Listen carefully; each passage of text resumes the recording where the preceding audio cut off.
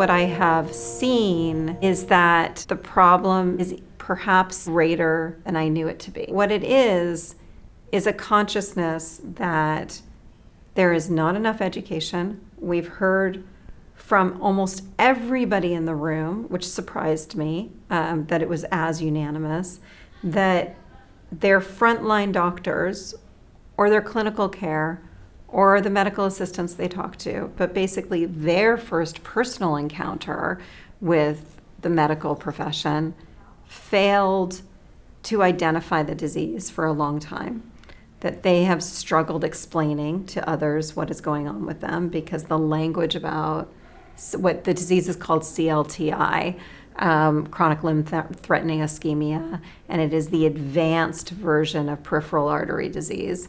None of those terms are terms that people know.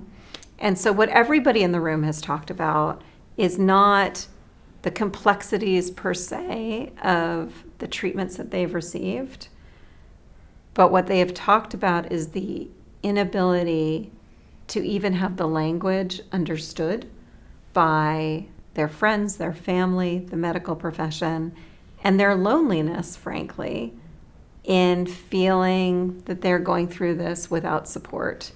And that's not support from caregivers who are fantastic, or even the medical profession once they've entered into and the diagnosis has happened.